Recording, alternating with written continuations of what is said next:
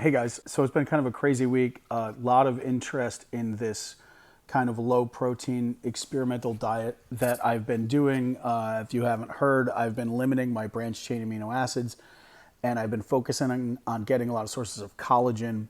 That means I'm not eating muscle meats and I'm not eating protein from grain or really any plant-based proteins. I'm eating starch.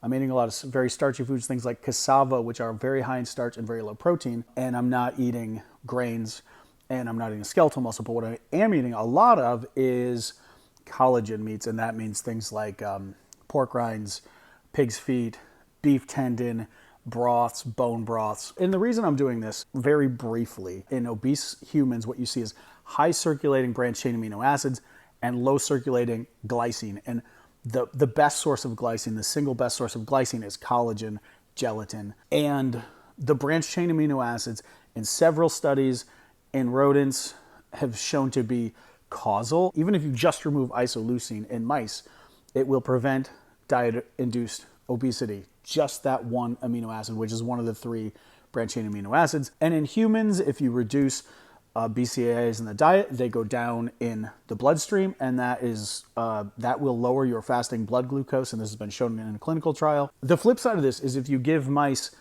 collagen, you can also prevent diet-induced obesity, and there's a really interesting paper showing the interplay between BCAAs and glycine. In rats, what they showed is if they give the rats a lot of BCAAs, the glycine in their skeletal muscle goes down. And the glycine, what it does is it goes into your mitochondria and your skeletal muscle, and it binds to essentially the unburnt fuel, acyl carnitines, acetylcarnitine, propionyl carnitine. You know, I always say you want your mitochondria to burn cleanly, and what I mean is that you want all the fuel in there to burn. You don't want to overload the mitochondria with fuel. It's like having too much gasoline and not enough oxygen in your carburetor. Your car will backfire. You'll get smoke out of the tailpipe. Unburnt fuel, that's what acyl carnitines are. It's a buffering system in your mitochondria for unburnt fuel. And glycine helps you clean that out, and it helps you to burn clean. And so in mice, if you either remove the extra branched chain amino acids or supplement with collagen, which is a source of glycine, both of those things can help with obesity. And so it's not entirely clear if, right? So when I'm doing both, right? I'm restricting branched chain amino acids and I am adding all of these collagen foods. And this has made a massive difference in my fasting blood glucose. It only took about a week.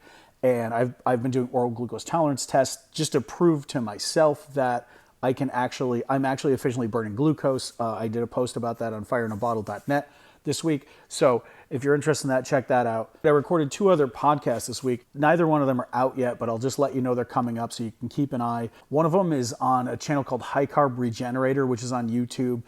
He's an interesting guy. He was keto at one point in his life. Now he's mostly vegan. He was very heavy. He was over 400 pounds. I think he's lost most of the weight, but now he's kind of stuck in this range of between 220 and 280 pounds. And he's trying to figure out how to lose the rest of the weight. So we had a good talk over there, and I talked about, well, you probably need more glycine, gelatin, right? So that was a vegan show. And then I just this morning did a show with Keto on Track. I think his main channel is on Instagram. So if you go subscribe to Keto on Track on Instagram, you can, I think that will be out. I think these will both be out fairly soon, but we'll see. While I was doing the Keto on Track interview this morning, oh, by the way, this is fun. I'm going to do this experiment. We talked about this on his show, which is why it's in my brain right now. I'm going to try this experiment. So I have this pancake meal that I eat every day, eat every morning. I wake up, I eat these pancakes. It's very high carb. It's very low branched chain amino acids, of course, and it has gelatin in it, right? So it's all the things that it's supposed to be. And I told him what I want to do. I want to make sure that the branched chain amino acids are really affecting my ability to burn glucose. And one of the ways I want to do that is I'm going to start swapping in, like, days I'll alternate between putting gelatin in the pancakes and whey protein in the pancakes. And that way it'll be the same amount of total protein, the same amount of amino acids, but one day it'll be branched chain amino acids. The next day it'll be more glycine. And we'll see if I can see a difference in my blood glucose curve over the next 2 to 3 hours after I eat the exact same meal, which I weigh out the meal every morning to the gram, all the ingredients. That's a fun test. And I mentioned that, and he said he was super interested, and he wanted to do it in a keto context. And so, and see how it affects his fasting blood glucose. And so we're maybe planning this cool collaboration where I'm going to test BCAAs and glycine in a low-fat, high-carb context, and he's going to be testing it at the same time in a keto context. But what I want to talk about, he asked me why I thought that there was a difference in average metabolic health between America and Europe. And I said, well, I think a lot of it, of course, is we eat a lot more soybean oil here. We eat a lot more vegetable oil. And I said, but I've been thinking more and more that it might have something to do with the glycine, the collagen in the European diet. And what do I mean by that? And so I used to be I started the piggery in Ithaca, New York. And so we had this meat processing business, and I did all the recipes, and we had products distributed up and down the East Coast. It's pretty fun. This is my see that's my ramen pork bone broth product. It looks like it might be backwards for you, but that's okay. You still get the idea. If you're on the U.S. East Coast, you might have seen our products around. They're in Mom's Organics. They're in Park Slope Co-op. Blah blah blah. So, kind of insane chef. In the butcher shop, I always loved working with the pork skin. That was always my favorite. Right. A lot of slaughterhouses, you can't even get the pork skin. They don't have the scalder. They don't have the right machine. So I made all the slaughterhouses that we worked with by scalders. Anyway, so we could get pig's feet and skin on, pork rinds and ears and snouts and heads and skin. At one point, it was just a small town butcher shop, and then we expanded to go to the USDA. And this is going somewhere, I promise. And when we did that, I bought all this expensive meat processing machinery. And when you do that, they send a German master butcher to work with you. So I wanted to use all of this extra pork skin that we had, right? And I wanted to put it in the sausage. One, because sure, I mean, I wanted to stretch the budget because I have this product that I'm throwing away. So just from the perspective of a business owner, right, I wanted to sell the pork skin. But as a person who believes in metabolic health, I thought collagen was important.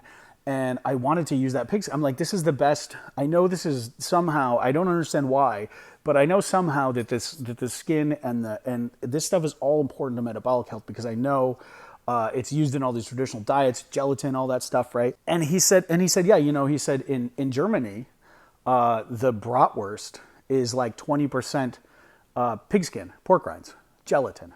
And he said all the sausage has pig skin in it in Germany. All the emulsified sausages, all the bratwurst, all the hot dogs, the knockwurst. He says it all has pork skin in it. And he said we make a sausage that's 50%. It's just water and pork rinds emulsified together. He's like, it's kind of rubbery, but it's like cheap. And I was like, wow. And I said I want to do that. And so then I right. And so he showed me how we made it. I went to the the Wizard of Oz, to the big meat processing place behind the scenes where you get to use all the fancy equipment, and I brought pork skin with me, and we made the pork skin sausage, right? And we did it all, and it was great. The products were great, loved it. I get back to the butcher shop, I realize the USDA has this book of what's allowed in all these different products. I realize this is illegal in New York, or not in New York, in the US. In the US, it is illegal to use pork skin in a bratwurst or in a hot dog, which is the norm in Europe. And you think about that, but then you start thinking about the French diet. And it's like, well, in French cuisine, the broth, all of those sauces, they're all broth. They're all collagen-based mother sauces, the brown sauce, etc. And then they eat terrine, they eat head cheese, they eat all these aspics, And when you make your cassoulet or your choucroute, these large meals that are made in different parts of France that are served on Sundays, they have pig's feet in them, and they have skin on hocks. And then when you think about Italy makes a sausage called cotechino, which is it's just a pork skin sausage. It's literally all pork skin just rolled into a sausage that they eat at the holidays and in the winter. And they have a red sauce. I can't even remember the name of it, but it's basically a red sauce that you put pork skin in and you simmer it. And so you see all these traditions in Europe of people eating all of these gelatins and collagens and all these different ways. And sure, in the US, we have pork rinds. We eat some soup, right? Some broth, some chicken soup. We Jello. Of course, we have Jello and jelly and gummy bears. Don't forget about the gummy bears. But in general, I see a lot more use of pork skin, pork rinds, all of these types of things in Europe than I see in America. And I wonder the extent that that affects overall metabolic health. You know, Keto on Track then said, well, Korea has the longest, currently is the longest lived, you know, they average 91 years of age or something like that. And I said, yeah, pho, beef tendon. These are the national foods of Korea. Also kimchi, which I think is probably great for other reasons. There's a lot of unanswered questions here, right? So in mice, you know, and I've been doing this low fat diet, but in mice you can, if you fix the BCAAs, you can live in the swamp. You can eat a high fat, high starch diet. You can eat a diet that combines starch and fat but is low in branched chain amino acids, and that cures obesity in mice. Does that work in humans? I don't know. If you continue to eat a lot of branched chain amino acids but you balance them out with collagen, is that enough? I don't know. Right? I don't know. We don't know.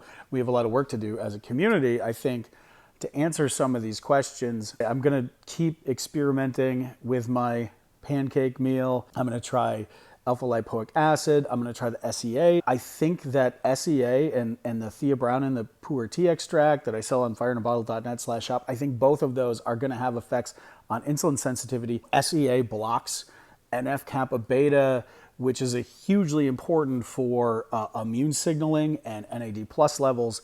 Theobromine seems to block the TLR4 receptor, which is how inflammation is sort of transmitted from your intestine. That's the thing in your tissues that actually recognizes bacterial gunk, I like to say, LPS, and transmits that inflammatory signal into your bowel. So I want to test the effects that those supplements have on my ability to burn glucose. I'm also going to test sodium succinate, disodium succinate, which is another tool that I have for driving ROS and increasing NAD plus and increasing metabolic rate. So I'm gonna try all those probably next month in November. I might get a CGM, or I might just prick my finger a lot. I don't really know. But it's going to be it's going to be a fun, interesting month full of experiments. Keto on Track is going to do the keto versions of some of these experiments. So I'm really excited. I'm efficiently burning glucose, it seems like. My fasting glucose, the oral glucose tolerance test, everything suggests this. I'm feeling very energized. I've been trying to be more active on Twitter. I've been trying to be more active on r/saturated fat over on Reddit. I've got a cool video coming up next week that I am very excited about. It has to do with ox-LDL and how that works with the whole inflammatory thing. And it's cool because I've been talking a little bit about inflammation and NF-kappa beta. And then, as you know, I talk a lot about PUFA and lipid metabolism. And the two worlds are going to collide around the subject of ox-LDL. So don't miss that.